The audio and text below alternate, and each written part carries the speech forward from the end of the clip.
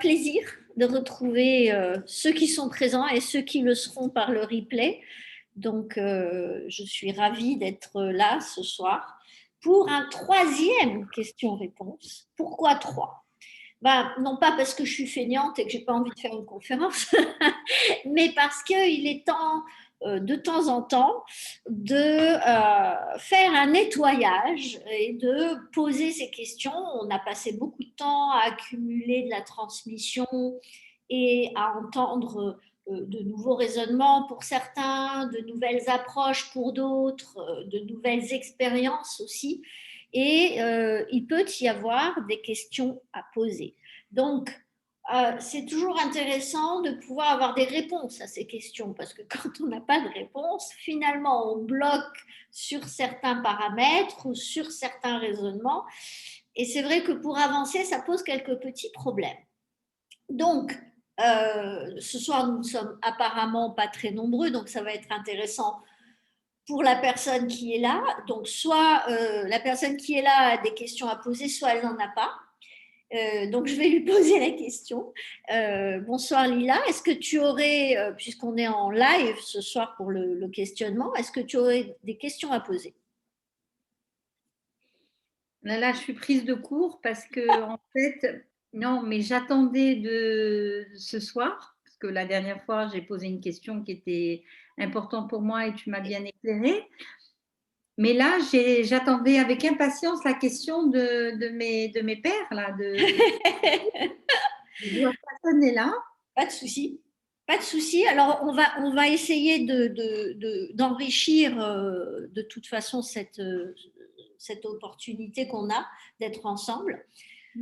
On va peut-être se poser une question qui est qu'est-ce que c'est qu'un questionnement? À quoi sert un questionnement? Alors, un questionnement, en général, c'est de l'ouverture depuis nous vers quelque chose qui n'est plus nous ou qui n'est pas nous ou qui est du nouveau. Et donc, en fait, le questionnement, c'est comme un bridge, un pont entre nous et l'actualité, mais peut-être aussi la probabilité de vivre une expérience avec des niveaux différents. Et donc, finalement, le questionnement, c'est juste un potentiel intellectuel que l'on peut avoir d'aller se projeter dans le futur sous une forme qui n'est pas celle de notre normalité. Tu me suis?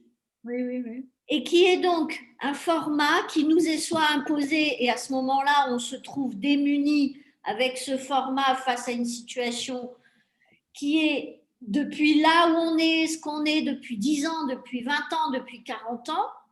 Et qu'est-ce que l'on fait avec ça? Eh bien, la première chose que l'on fait, c'est qu'on s'interroge. Qu'est-ce que ça fait ça dans mes pattes aujourd'hui, à ma saison de vie, en ce moment, dans mon actualité, cette actualité-là? Pourquoi? Et le questionnement peut être effectivement aussi large que le pourquoi. Et le pourquoi, c'est quelque chose de très dangereux parce que s'il n'est pas très chirurgical, euh, il peut ne pas vouloir dire grand-chose. C'est pour ça que l'utilisation du pourquoi dans beaucoup de coaching doit être bien précisée. On parle de votre moteur. Si c'est un pourquoi j'attire ça et pourquoi je dois répondre à ça? Eh bien, quelle motivation est activée en moi à cause de cette actualité? Alors, prenons un exemple. Je suis dans ma vie de tous les jours, tout va bien, je m'ennuie un peu, je suis au bout du rouleau, je ne suis pas excitée, c'est pas la fête tous les jours. Et puis tout d'un coup, je croise Brigitte Martinez. Et à ce moment-là, elle débarque avec ses valises, avec son discours structuré avec ses affirmations et ses ouvertures sur des champs que je ne pratique pas ou que je ne fréquente pas tous les jours.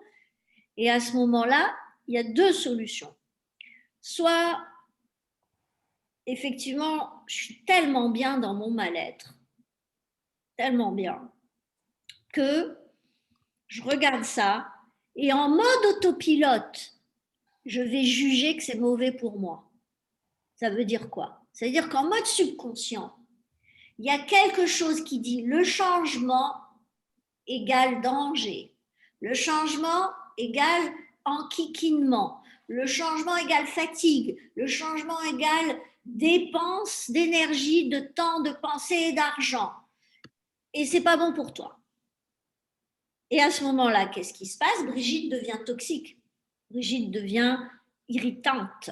Brigitte devient, avec son énergie, sa transmission, le contenu de ce qu'elle déverse, source de souffrance, déplaisir et donc toxicité. Et qu'est-ce que je fais à ce moment-là? J'arrête de me poser des questions, je juge, je tranche, je replie, je ferme la porte.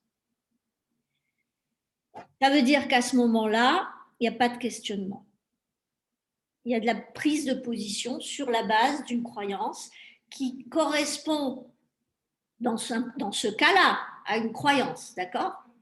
Mais ce peut être tout simplement le fait que je sois dans une zone de confort, j'ai une addiction à mes petits bobos, mes petites problématiques d'identité, ça fait que je parle beaucoup de moi parce que j'ai des misères et donc on s'occupe de moi, ou on s'intéresse à moi et puis j'ai rien tellement, pas grand-chose à dire que finalement ma vie c'est mon identité souffrante et comment je vais abandonner ça et moi me retrouver toute seule avec des gens qui en ont rien à foutre de ma gueule?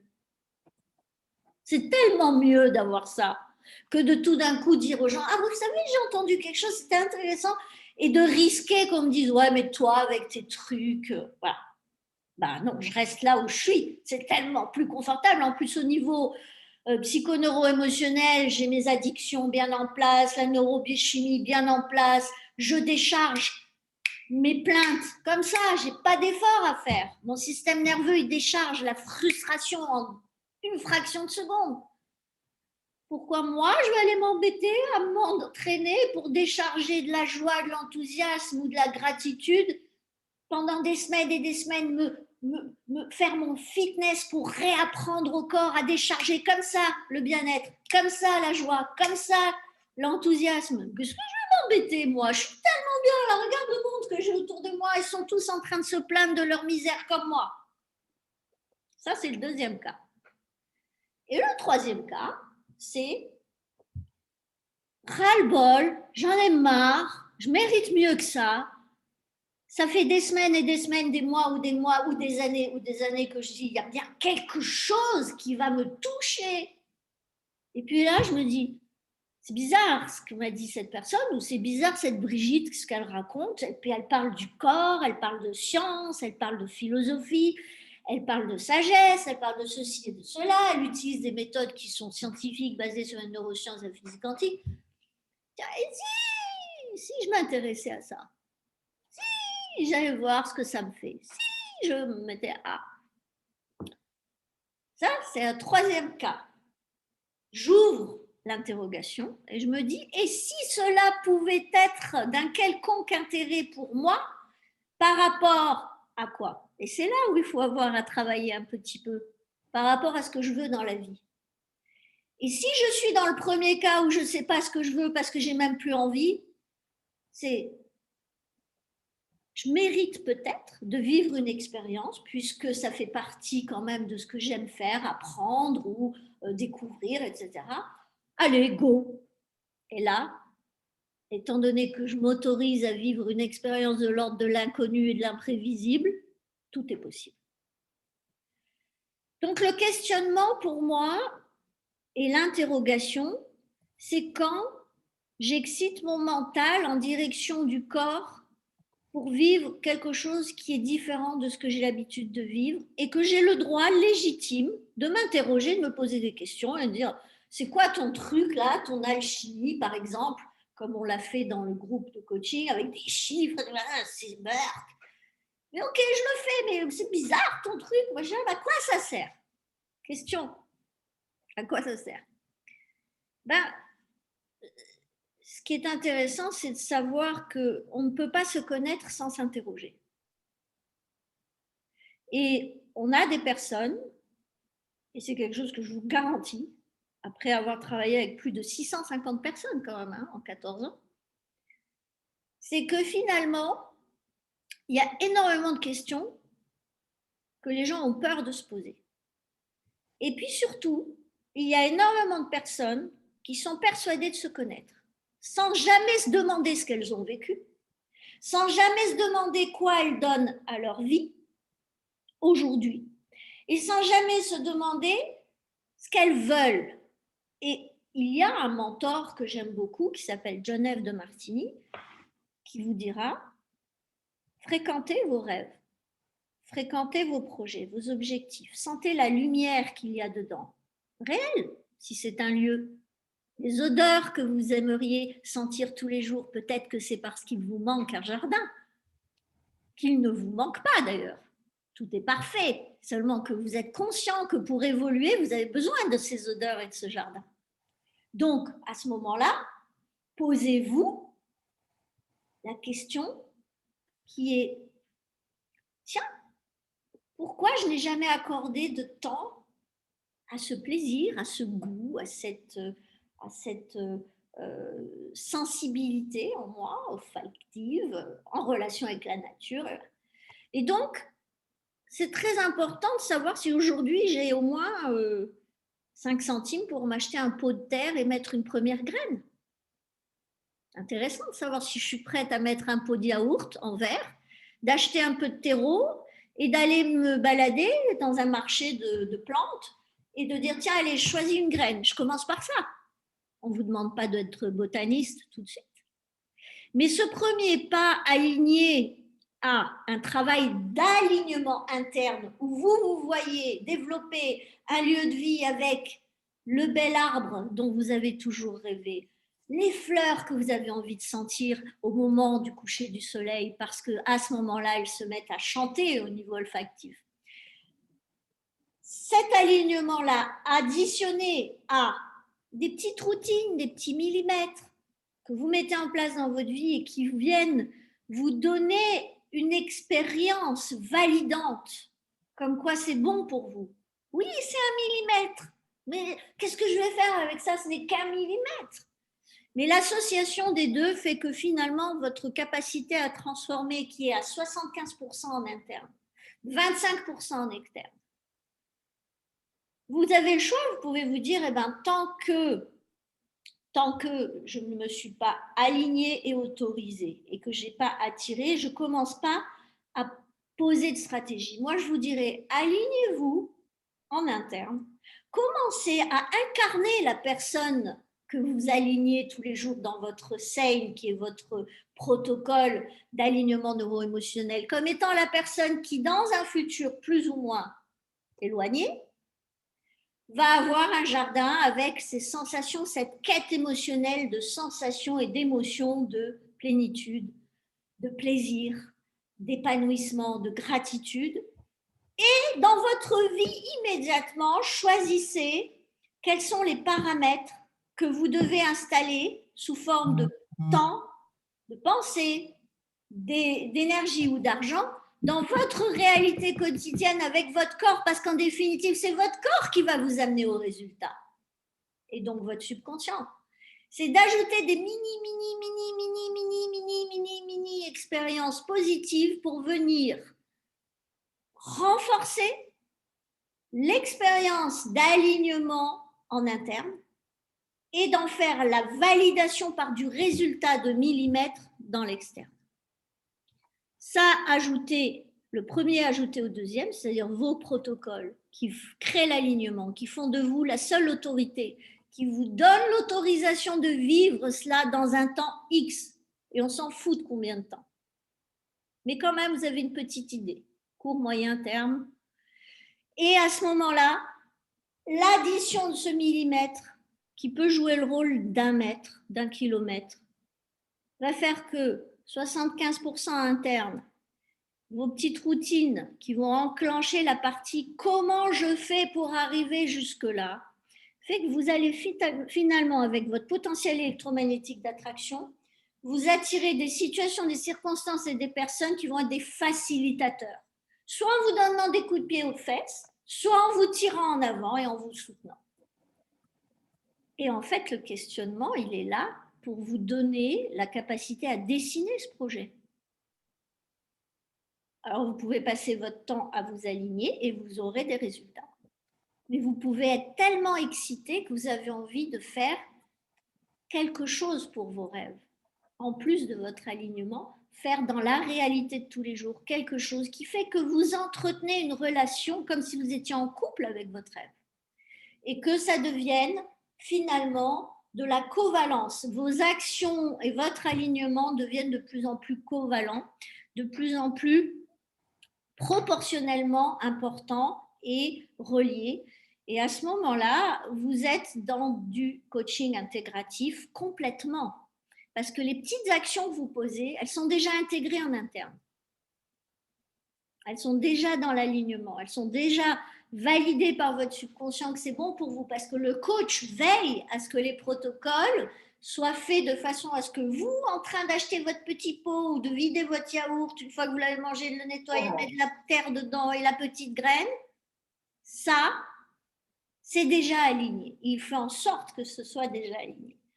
Et finalement, vous créez un programme, un menu de routine, et selon votre humeur du jour et la saison dans laquelle vous êtes par rapport à votre alignement d'un projet global de votre vie, eh bien, vous allez avoir envie ou tendance à choisir des routines serviables pour cette étape, celle où vous êtes. Donc, pour ceux qui ont fait le groupe du coaching Libre Parole, Groupal, vous voyez le sens que ça peut donner à un travail de « Ok, où j'en suis, quoi je fais dans ma vie pour ces rêves-là ». Je suis à 1%, c'est pas beaucoup. Pétard. Et je râle tous les jours sur moi parce que je n'ai pas de la chance. Oh là là, il m'arrive rien. Bah oui, mais tu n'es pas aligné. Premier cas, pose-toi les bonnes questions. Qu'est-ce que tu donnes et pourquoi tu donnes, mais ça n'arrive pas? Ah bah parce que je ne donne pas assez. Ah, parce que tu es désaligné. Tu donnes 1%. Le résultat, il est de combien? Il me faut un siècle pour y arriver. Ah, le problème, c'est que je vis un siècle. Je suis déjà à ma 50e année. Comment je fais? En étant toujours à 1%. Eh bien, pensée, temps, énergie, argent, qu'est-ce que je fais? Je dois prendre la décision d'injecter ou de minorer dans un domaine qui est surévalué par rapport à mon rêve et laisser la place de ce qui est important pour moi. Est-ce que ça, c'est clair? Parce que si vous avez des rêves et que vous donnez tout à ce qu'il faut faire pour être bien jugé par tout le monde, parce que c'est comme ça qu'on vit ensemble en société actuelle, vous êtes en train de vous saboter, vous avez un conflit interne non résolu auquel il n'y a pas de réponse donnée par vous, au niveau psychologique, au niveau corporel, et vous êtes sur un pétard de conflit interne qui provoque un niveau de destruction dans votre vie proportionnel au désalignement. Donc, si vous ne vous posez pas la question, ben, vous ne pourrez jamais transformer ça. Est-ce que ça, c'est quelque chose qui vous semble clair? En tout cas, moi, oui. Hein, j'ai bien mis le doigt dessus. C'est plus clair. Je me dis même, j'aurais bien aimé avoir ce raisonnement un peu plus avant. Tout Mais arrive, bon. hein, tout arrive au bon moment et au moment où tu es prête aussi. Mais oui, c'est plus clair en tout cas au niveau du quotidien, ce questionnement de se dire je fais quoi, je suis où, comme si tu étais un automate de la vie et que en fait tu as fait plein de choses et quand tu regardes tu te dis ah mais ma vie elle est hyper pleine. Oui, parce qu'en mode autopilote tu réponds à tes croyances. Ben oui, Tu réponds par tes croyances et ton subconscient à la vie. Et tu te dis pourquoi, enfin, la question, c'est pourquoi, en ayant cette notion d'avoir bien vécu, d'avoir une vie pleine, d'être heureuse, de se dire, mais pourquoi là, aujourd'hui, je fais quoi de ce que j'ai? Un peu l'insatisfaction de dire, c'est pas juste. C'est pas juste. Alors, il y a une chose très importante que tu soulèves par cette phrase, ce n'est pas juste, c'est que on se ment tous en se disant ça. Nous nous mentons en disant ça parce que nous avons tous choisi avec ce que nous savions, ce que nous comprenions et ce que nous pouvions répondre au moment où nous l'avons fait. Et nous sommes à 100%, et ce n'est pas négociable, 100% responsables des réponses que nous avons données. Pourquoi je dis 100%? Parce qu'on l'a fait avec notre subconscient et que le subconscient que nous avions à ce moment-là disponible, avec nos croyances positives et négatives, t'es capable, t'es pas capable, c'est le nôtre, hein, c'est pas celui du voisin. Donc c'est de notre fait. Et bien entendu qu'il y a une part qui nous échappe, et c'est là où on se sent volé, on se sent roulé dans la farine. C'est parce que tu l'as dit, on est en mode autopilote. On n'est pas en conscience, on est en subconscient. Donc, on n'a pas cette conscience, on n'a pas satellisé, on n'a pas pris de la distance, on a le nez dans notre hyperfocalisation ou dans notre suradaptation. Je veux plaire à mon époux, j'y vais à fond. Est-ce que je vais me dire je suis fatiguée? Est-ce que je vais me dire j'aimerais aller à la mer? Ben non. Il faut que j'élève mes enfants, il faut que la maison soit impeccable, il faut qu'on puisse recevoir 2 fois ou 3 fois par semaine, il faut qu'on puisse me montrer et que je reste dynamique et digne d'eux, okay, etc., etc. Et nos envies de batifoler, de peindre sur les murs et de faire des châteaux de sable sur la plage et de faire la folle avec les copines, ça passe à la trappe. Donc, à un moment donné, ça se fait avec une certaine conscience, mais tellement, et vous le savez, une croyance, c'est quoi? C'est un conflit entre le mental et le corps. Le corps a envie de faire quelque chose, le mental juge que c'est pas bien. OK? Donc, le pourcentage du mental qui juge que c'est pas bien va faire que le pourcentage du mental qui se dit ce serait chouette, mais il est écrasé. Le corps, lui, va être totalement assujetti aux croyances acquises que si je fais ça, c'est pas bien. Alors je vais vous raconter mon histoire. Moi, un jour, on m'a dit, c'était à Casablanca, et j'ai jamais aimé faire les courses. Okay, j'ai horreur de ça. J'ai horreur. Le seul moment où j'aime aller faire le marché, c'est avant Noël. Et c'était bon, à l'époque, on avait un marché absolument extraordinaire à Casa, le marché central. Et j'adorais voir les montagnes de dattes et les poissons partout, les machins. Bon.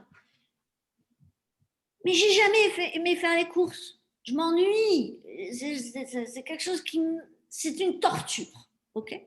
Et donc, j'étais revenue vivre au Maroc et je vivais avec une personne qui vivait à la mode de Casablanca, c'est-à-dire que le repas du midi, c'est pas le même que celui du soir, il y a toujours des fruits et des gâteaux, il y a toujours de la viande et du poisson, il y a toujours, vous imaginez la gestion.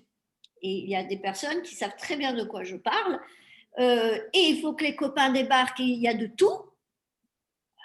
OK? Et moi, c'est devenu des mathématiques pour moi.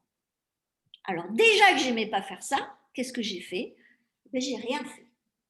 Alors, bien sûr, je réalisais toujours en mode urgence, je réagissais, toujours en mode urgence, jusqu'au jour où l'épigénétique, vous savez, toutes les petites minettes autour qui avaient leur chéri avec elles et qui étaient des nanas à passer leur temps à faire les courses, et à arriver à la plage avec des paniers pleins, avec plein de trucs que je ne savais même pas d'où elle trouvait ça. Et moi qui étais là en train de faire la course au dernier moment pour essayer d'arriver à quelque chose à manger. Et finalement, on m'attrape et on me dit, tu sais Brigitte, c'est pas bien ce que tu fais.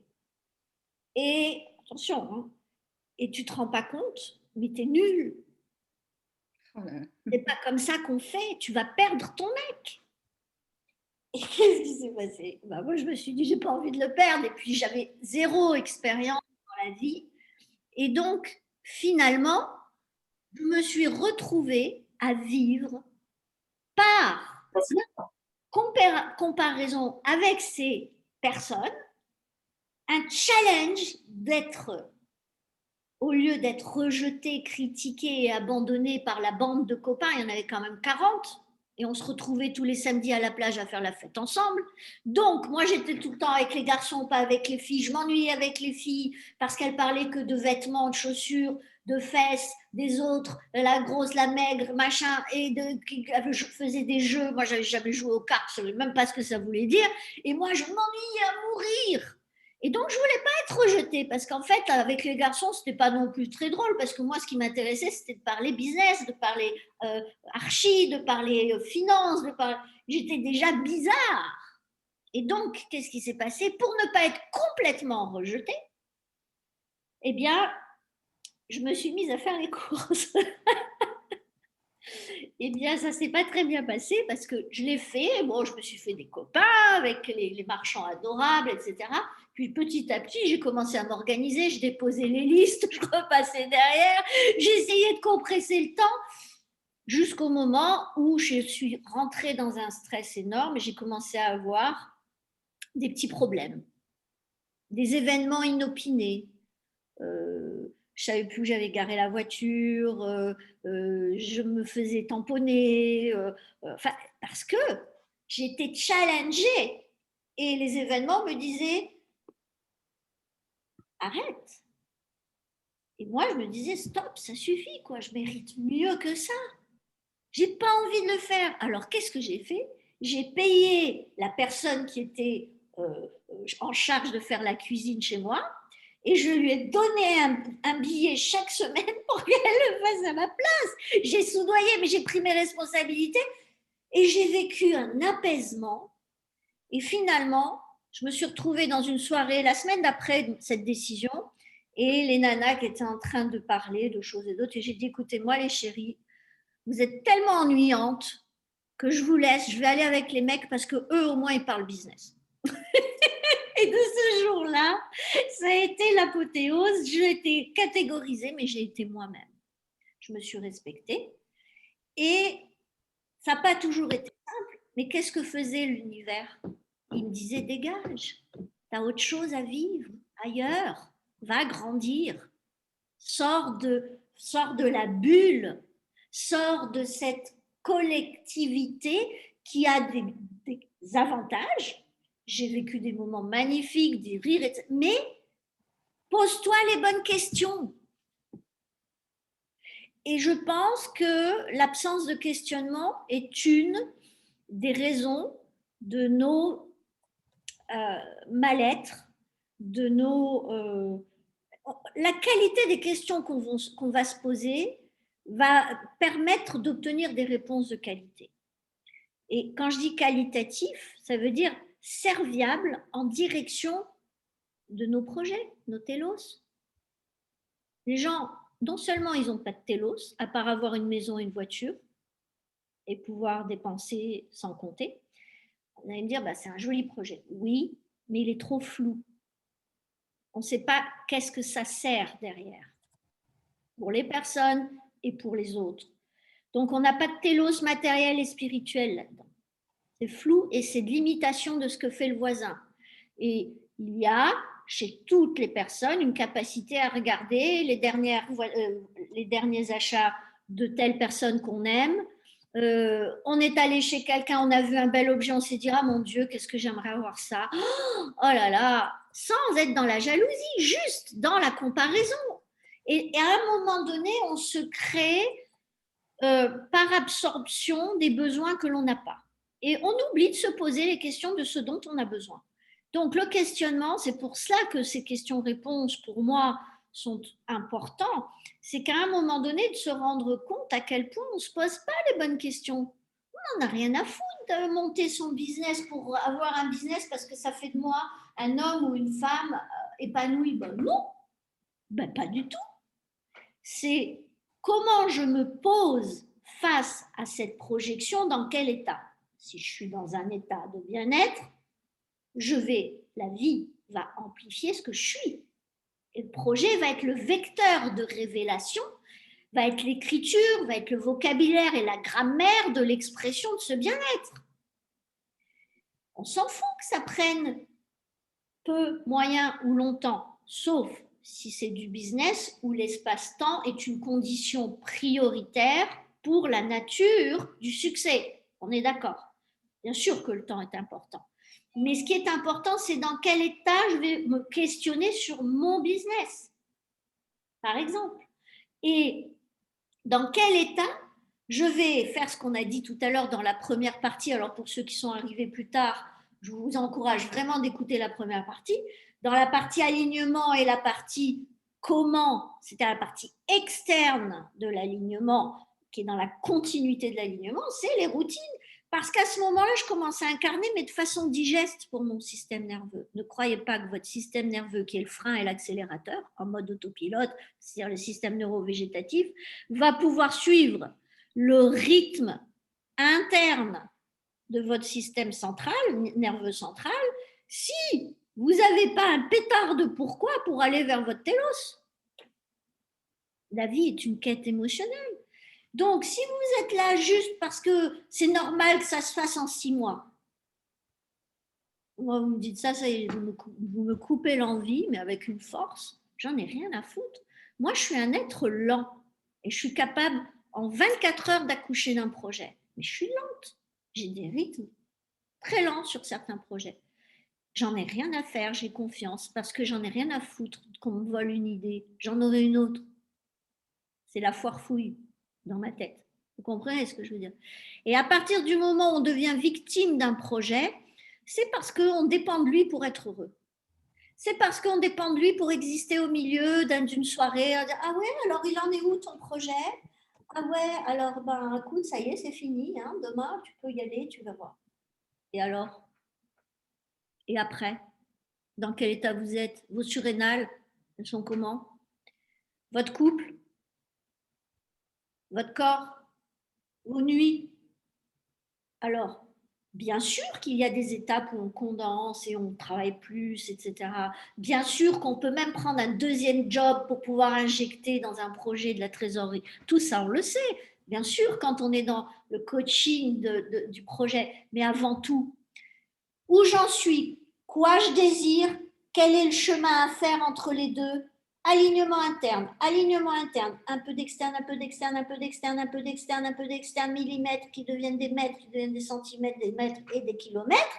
Et à ce moment-là, à un moment donné, l'alignement fait que je vais écrouler dans la matière les personnes et circonstances et les situations favorables en étant challenge ou soutien pour moi, plus la personne que j'incarne déjà. C'est normal pour moi de parler à tel type de personne parce que je l'ai fait pendant 2 mois, 10 minutes par jour, pendant 2 mois, une demi-heure par jour, pendant le dernier mois, presque 2 heures par jour. Les doigts dans le nez. Et finalement, c'est normal pour moi de faire ça. Et si ça fait partie de mon projet comme étant un comportement majeur pour maintenir le rythme d'une équipe ou d'une construction d'un projet avec différents intervenants, c'est une clé énorme pour incarner le projet. Vous n'avez pas besoin d'incarner tout. Il faut que vous ayez des parties du projet que vous incarnez. Et le reste va se faire sans vous. C'est ça que les gens n'ont pas appris à savoir et croire. Savoir, parce qu'avant, je ne savais pas. Croire, parce que j'ai la foi, parce que je me rends compte que dans ma vie, ça m'est arrivé plein de fois. Mais je ne le sais pas. Je ne suis jamais allée le regarder pour le revivre et le vérifier. Donc, le questionnement est une clé d'évolution. C'est une clé qui est absolument magique parce qu'elle va à la fois nourrir votre intellect, elle va lui donner son rôle à jouer de développeur, mais surtout, vous allez aussi, dans ce pourquoi, vous autorisez à vivre des séquences de calme et de retrait et de repli, des rythmes yin. N'oubliez pas que dans le questionnement, il y a l'ouverture du je ne sais pas. Et dans le questionnement, les gens cherchent je sais. Oui, mais le but, c'est de finalement savoir. Ce n'est pas de poser la question et d'avoir la réponse. C'est de poser la question pour faire le chemin et découvrir le sens que prend cette question dans ma réalité en direction de ça. Et donc, c'est en avançant, en me demandant, que je vais apprendre. Ce n'est pas en ayant un coach qui me donne la réponse. Oui, ça va permettre de valider que je peux me questionner. Mais ce questionnement, c'est en réalité le vrai chemin. C'est en réalité la vraie construction. Et ici, il y a des créatifs qui sont avec nous ce soir. Et dans ces créatifs, eh bien, la vraie créativité, c'est quand on se pose des questions et qu'on s'arrête de s'en poser. C'est un rythme. À un moment donné, on fait confiance, on connecte à quelque chose. C'est comme une espèce on est habité. Et ensuite, on se dit, qu'est-ce que je fais avec ça? Comment je peux le minorer, l'amplifier? Comment je me mets moi là-dedans? Comment ça, c'est moi? Pourquoi? Et le corps se met à bouger avec ça. En peinture, en sculpture, en architecture, en design, ok? Et en entreprise, c'est pareil. C'est un objet, c'est une œuvre qui est fait de mouvement, qui est fait de dynamique, qui est fait d'énergie, qui est fait de dons et recevoir, et qui est fait surtout de service, mais avec une valeur qui est celle de l'entreprise ou du créateur de l'entreprise, qui en a fait une valeur entrepreneuriale et une vision de l'entreprise, et avec des gens qui partagent ça, on va donner, recevoir. Et on va servir. Et donc, le questionnement, il est omniprésent dans l'entreprise. Il n'y a pas un seul moment, si ce n'est celui où on décharge la joie d'avoir créé quelque chose et de le mettre sur le marché, on commence à se poser des questions. Qui va aimer? On l'a déjà la réponse, puisqu'on a fait des études de marché, mais on se demande quand même, qui va vraiment maintenant adhérer à ça? On vit dans un process vital de questionnement. Une plante qui sort de terre, elle est guidée par son télos, elle a la réponse de façon innée d'aller chercher la lumière. Ok?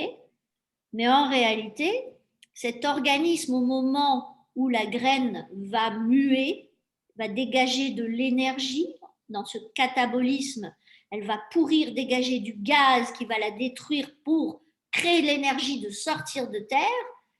À ce moment-là, il y a un échange d'informations au niveau du terreau qui se fait entre le noyau et la terre. Le noyau, je veux dire la graine, d'accord? Et c'est à ce moment-là qu'est la puissance. C'est quand vous vous arrêtez, c'est-à-dire vous êtes là, ah ouais, vous recevez une information. Qu'est-ce que je fais avec ça? Pourquoi? Quel sens? Mais moi, je dois sortir de terre, ok? Et à ce moment-là, vos deux rythmes, yin, j'étais là, ah ouais? Attends, c'est vrai, je pourrais faire ça? Waouh, mais pourquoi je pourrais faire ça? Quoi ça sert? À quoi ça me sert? À quoi ça va servir les autres? En quoi j'ai intérêt, bénéfice? Et pourquoi ça va être intéressant à bénéficier? Quelle opportunité? Quoi je peux faire? Espace-temps, matière, énergie, action, argent, combien? Et là, vous allez expérimenter le frein et l'accélérateur, le yin et le yang, système parasympathique, créatif, et le sympathique. Les deux chimies du corps, l'alternance, le rythme, le muscle, cet infini aller-retour entre excitation à recevoir, excitation à donner. Et vous ne pouvez pas recevoir si vous êtes en train de fuir. Vous ne pouvez pas recevoir si vous êtes en train de courir derrière un lièvre. Donc, vous avez besoin des deux. Vous avez besoin d'être reachable, accessible et d'accéder à. Il y a ces deux dynamiques en permanence. Et bien entendu, on a les astres. Alors ici, il y a une astrologue qui fait autorité en la matière. On est aussi dépendant de notre relation énergétique à ce qui nous entoure. Nous ne sommes pas détachés de cela. Et puis, elle est aussi une spécialiste en constellation familiale. Quelle relation, quelle arborescence avons-nous tissé? Comment je fais avec ça? Comment je me place et comment je déplace les pions? Et c'est une prise de pouvoir, c'est une prise d'autorité, c'est une reprise d'autorité, c'est une autorisation. Tout cela passe par le questionnement. Et bien entendu qu'à un questionnement, à un moment donné, on arrive à de l'affirmation de soi, du positionnement. Je dis oui, je dis non, je change de sens, de direction ou pas. Et en pleine conscience du prix à payer en pensée, temps, énergie, pensée, argent. Enfin, pensée, temps, énergie, argent. Et c'est vraiment quelque chose pour moi qui est, en tant que coach, un outil majeur. C'est que les gens apprennent à poser des questions dans le sens, allez, vous avez remarqué, vous me direz si j'ai raison ou tort, très souvent, le questionnement implique le privacy, c'est-à-dire le droit à ne pas se révéler. On est d'accord? Si je pose une question, oh là là, on va dire que j'ai peur. Oh là là, on va dire que je suis fragile. Oh là là, on va dire que j'ai un problème. Oh là là, on va me voir complètement en marge. Oh là là, il faut surtout pas qu'on me comprenne, qu'on me connaisse. Je suis vulnérable. Il faut pas qu'on me sache. Ben oui, parce qu'on vit dans un monde qui nous permet d'échapper au questionnement. Et comment on se rapproche des gens? Comment on se rapproche de quelqu'un? Pas par l'affirmation, mais par le questionnement. On s'intéresse à l'autre. On ouvre les portes du temple pour que les gens aient envie d'entrer dans le temple. On se révèle, on se manifeste, on donne ce qu'on a envie de donner. Il ne s'agit pas non plus de parler d'une blessure qui a été source de 10 ans de psychothérapie ou de machin. C'est pas ça dont on parle. C'est de donner accès au cœur. Et bien sûr, on ne le fait pas forcément dans un bureau de tabac, debout devant le bureau de tabac parce qu'on vient acheter des timbres. C'est pas ça que je dis non plus. Ce que je veux dire, c'est on fonctionne de façon sociétale, communautaire, au travers du questionnement. Donc ça, c'était juste pour, puisqu'il n'y avait pas de questions au début de cette session, pour poser le sens. Hein, alors, question-réponse, ouais, poser une question, on répond. Non, non, non, non. non, non, non, non. On vous muscle à la perte de cette identité d'être un temple inviolable. Et regardez, John F. de Martini disait un jour à un des mentors que je connais bien, écoute, tant qu'on t'a pas crucifié, c'est que ton chemin n'en vaut pas la peine. Donc, quand on vient vous dire des saloperies sur vous-même, ou quand on vient vous agresser verbalement, soyez assez intelligent pour vous rendre compte que ce que vous avez dit peut être quelque chose qui touche au plus profond la personne et la fait frémir sur ses fondements, l'oblige à de l'interrogation. Et que automatiquement, à ce moment-là, eh bien sûr que vous posez une problématique, la personne doit se repositionner, elle doit se reposer des questions, elle doit prendre la responsabilité de changer ou de ne pas changer, etc. Et bien, très souvent, les gens font le choix de ne pas être interrogés ou de ne pas interroger les autres parce que cela demanderait, selon leurs croyances aussi, trop d'implication, trop d'engagement. Brigitte, est-ce que je peux te poser une question du coup? Parce que c'est vrai que le questionnement sur soi-même, alors moi je le vis par constatation, parce qu'on ne peut pas faire un coaching sur un an ou te suivre ou faire juste des séances saines comme ça et ne pas après ressentir quelque chose. Je ressens forcément un changement et du coup, il y a des questionnements, il y a des contestations. Je me dis, je m'aperçois que, tiens, mais pourquoi en fait finalement, je mets le doigt sur un problème que avant je ne le voyais pas, je ne savais même pas que j'étais comme ça ou que je faisais comme ça ou je le vivais ainsi. Et donc, du coup, il y a forcément des questionnements.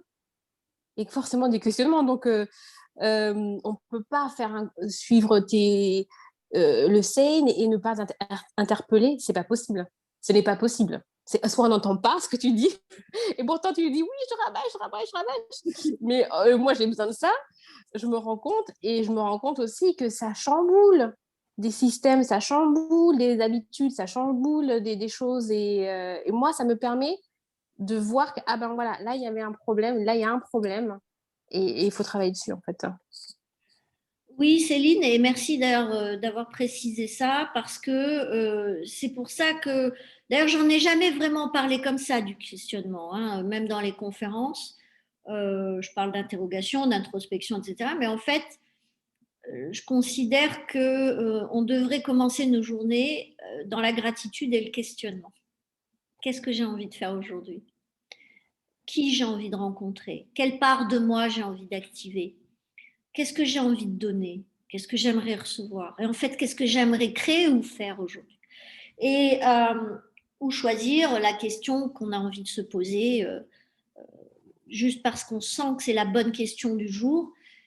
Et je pense que le plus grand travail qu'on fait en coaching, c'est bien entendu de permettre aux personnes de voir là où elles en sont, d'avoir une idée de ce qu'elles désirent et d'activer ce désir sous forme de désir brûlant au fur et à mesure. Et quand je dis qu'il devient brûlant, c'est qu'il est de plus en plus excitant avec la certitude que ça va se faire. Et à partir de ce moment-là, on commence à avoir le monde qui bouge autour de nous. Et pour que ça se vive dans la sécurité, ça veut dire que ce soit bien fondé, il faut que cela se fasse dans la condition expresse de fréquenter en interne le télos, le projet, les projets en réalité, pour ceux qui sont suivis avec moi, les projets dans un espace qui permette le questionnement quand la personne revient à elle. Parce qu'en réalité, le coach, lui, il pose quelques questions, mais le but, c'est que les personnes arrivent à s'interroger là où avant, on était en mode autopilote, en mode subconscient, et que comme on est en mode subconscient, exactement comme quand vous passez vos vitesses, enfin, sauf si vous avez une voiture automatique, mais je veux dire, même ça, ou comme vous brossez les dents, ou comme quand vous faites des gestes. Moi, je vois, j'ai un iPad depuis quelques jours de nouveau, je me mets à taper sur l'écran de mon ordinateur, on est en mode autopilote très très vite, on ne se rend pas compte. Dans la façon de répondre aux gens qu'on aime, ou aux gens qu'on rencontre, de toujours se poser un temps pour s'interroger.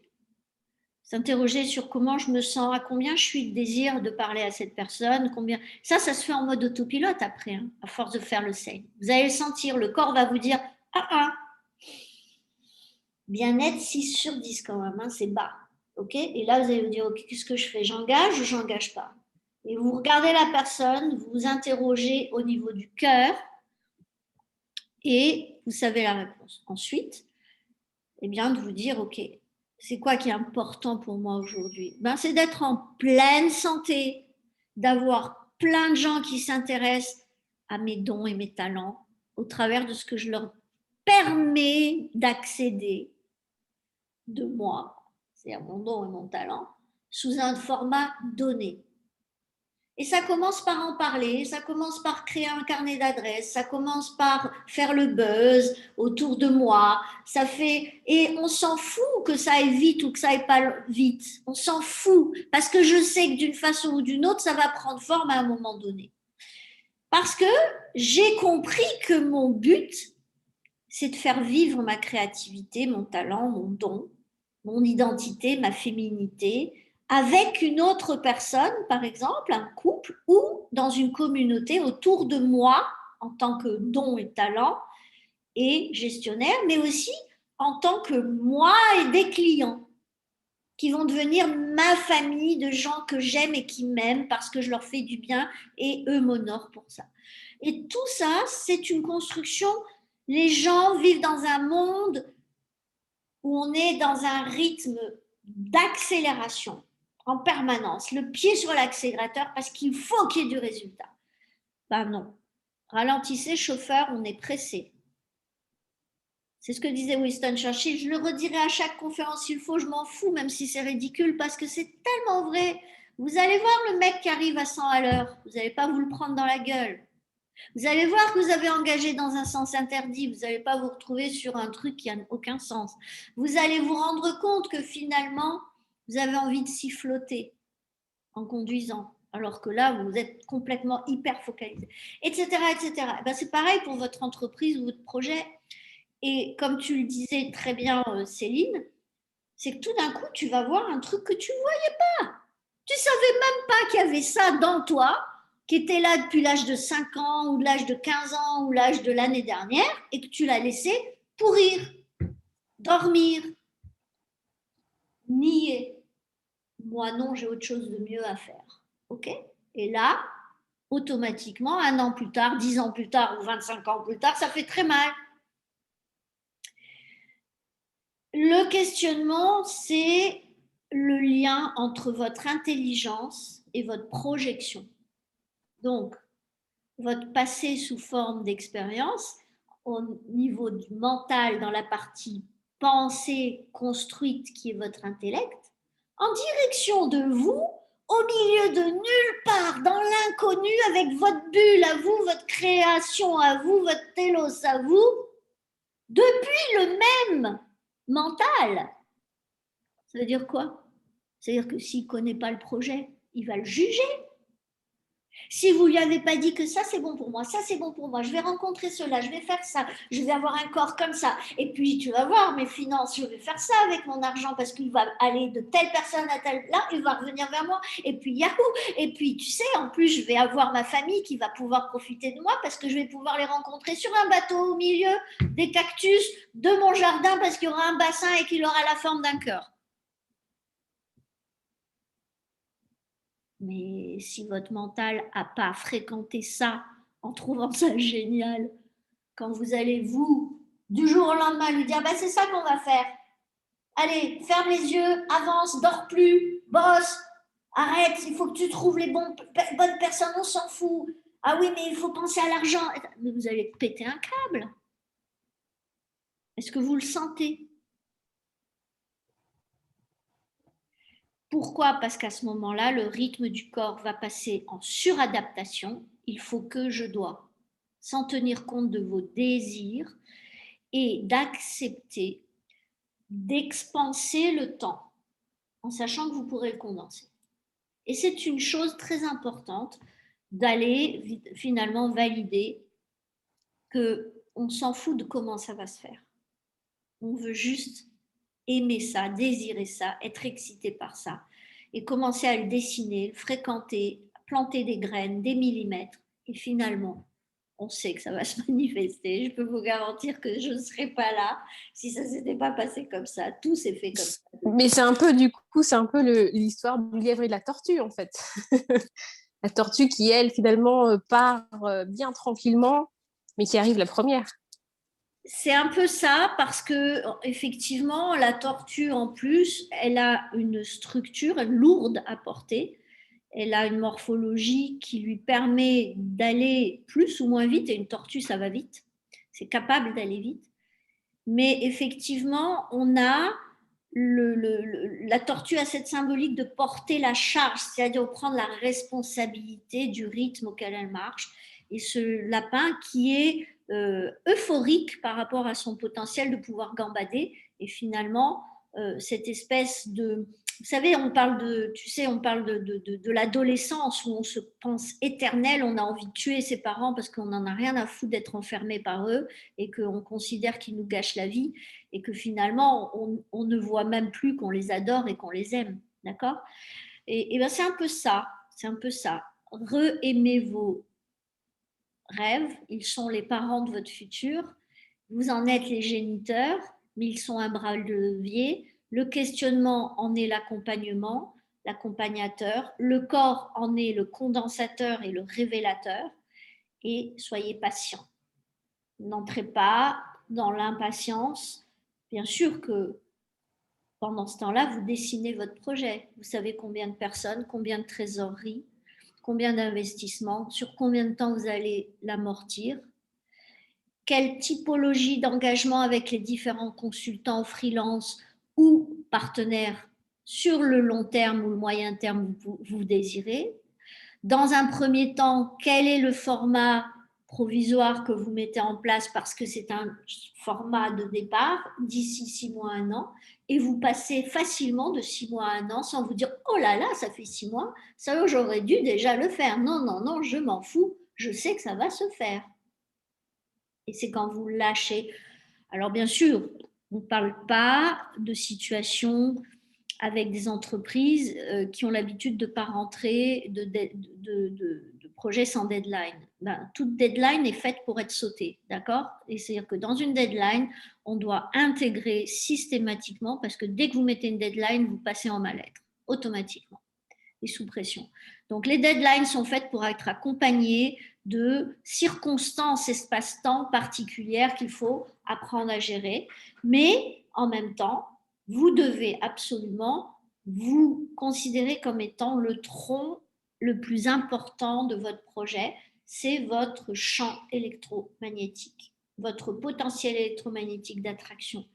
Parce que c'est par la rencontre de personnes que vous allez gagner et potentiellement pouvoir perdre, mais en étant un enseignement, d'accord? C'est-à-dire que vous allez vous attirer les bons challenges, défis, les bonnes erreurs à faire, parce qu'à ce moment-là, vous n'aurez pas été très aware, vous ne serez pas posé les bonnes questions, vous aurez été un peu pressé, donc vous aurez dit oui trop vite, vous n'aurez pas anticiper le prix à payer, ok?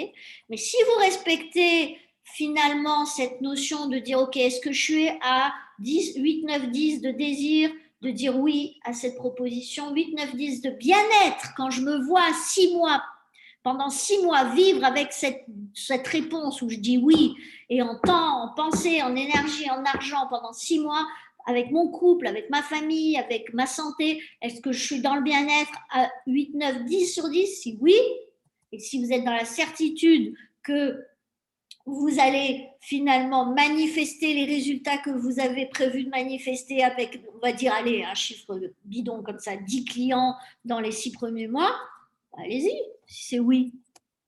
Si ce n'est pas 8, 9, 10, vous n'allez pas. Ce n'est pas la peine, vous allez vous saboter.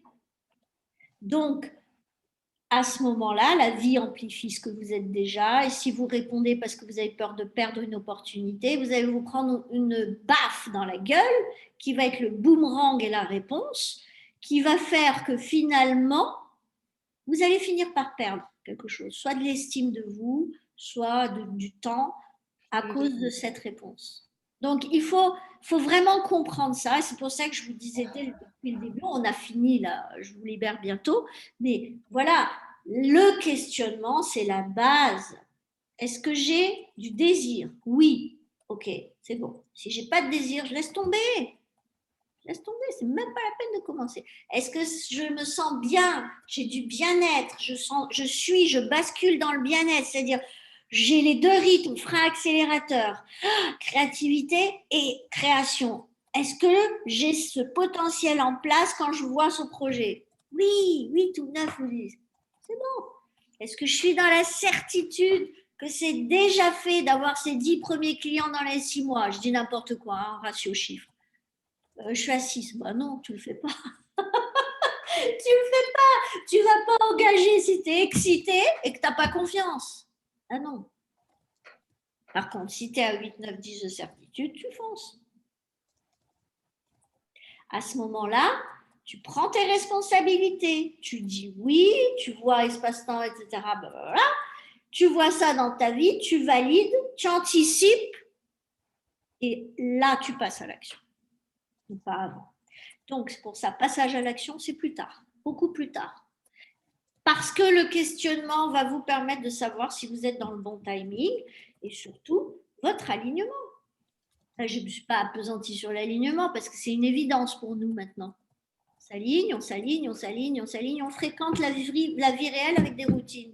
Et on avance nos projets, on les dessine, on les fréquente de plus en plus. Et Janet Martini vous dit, vous devez connaître la couleur de vos murs, si c'est des grandes fenêtres, des petites fenêtres, si vous vivez sur un bateau, si vous êtes sur un cheval, vous devez savoir c'est quelle odeur a le cheval, le poil, quelle couleur. Vous devez vraiment que votre corps il soit chez lui avec ce projet. Et là, ça va vite par contre. Et en même temps, vous pouvez vous en foutre de comment est le cheval, comment est la maison, etc. Juste voir que c'est tout blanc et c'est que de la lumière. Et si c'est ça votre télos, il va s'écrouler dans la matière à un moment donné. Donc, mais vous aurez fréquenté les séquences, les émotions, etc. N'oubliez jamais que finalement, quand on est dans le sane, qu'est-ce que je fais moi quand je vous dis, allez, pourquoi c'est absolument indispensable que tu manifestes ça? C'est quoi? On fait du questionnement pour que on ouvre le cœur et que le mental puisse répondre en actant, en étiquetant sur la base de ce que le cœur désire et de la motivation au niveau du cœur et du désir. Voilà, donc j'espère avoir répondu à vos questions, enfin qui n'en étaient pas ce soir, mais on fait en sorte de muscler votre perception aussi des produits que je propose avec du sens dedans. Donc la prochaine fois, n'hésitez pas à venir avec des questionnements. Et bien entendu, là c'était un live, mais même si c'est un live et que vous savez pas si vous pouvez arriver à l'heure, à ce moment-là, vous envoyez votre question avant et je me ferai un plaisir d'honorer votre questionnement. Ça, c'est possible aussi, je vous le signale, pour ceux qui ont des horaires un peu compliqués. Merci à vous. N'oubliez pas, votre première œuvre, c'est vous. Et bien entendu, votre première entreprise, c'est vous. Votre première aventure, c'est vous avec vous-même et ensuite avec les autres. Donc, je suis ravie de faire partie de ce chantier. Et je vous souhaite bien entendu une très belle soirée. Je vous dis à demain pour ceux qui seront avec moi demain et pour les autres à la semaine prochaine. Merci beaucoup de votre confiance. Je suis honorée. Merci beaucoup, Brigitte. Un gros bisou à tout le monde. Bonne soirée. Bonne soirée. À bientôt. Merci Viviane, merci Céline, merci Lila et merci à tous ceux qui seront là en replay. Passez une belle séquence avec nous.